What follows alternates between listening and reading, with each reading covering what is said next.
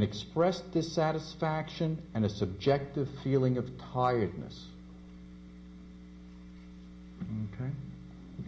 Aside from feeling weary and tired, the fatigued person is often unable to deal with complex problems and tends to be unreasonable even about trivialities.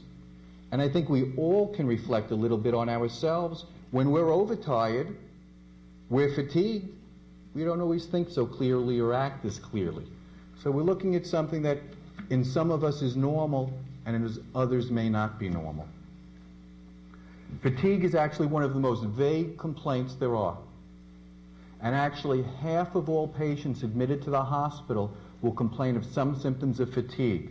Either they'll say they're tired all the time, they're weary, they're fed up, they have no interest in anything, they have no energy.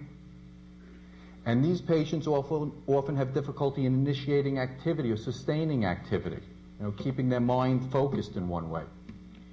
Fatigue is the familiar aftermath of prolonged physical or mental exertion. And under such conditions, as I mentioned, it's normal.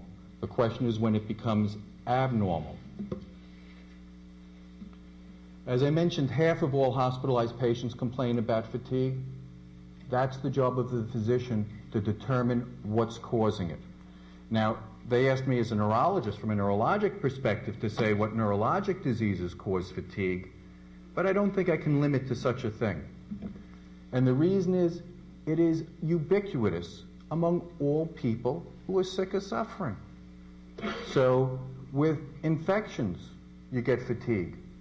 Think about, the classic one. Think about kids with mononucleosis. What do they complain about? They're fatigued and tired and have no energy and don't want to do anything all the time. Well, besides that, entities such as malaria, hepatitis, tuberculosis, those also give fatigue. Actually, almost any chronic infection will give fatigue.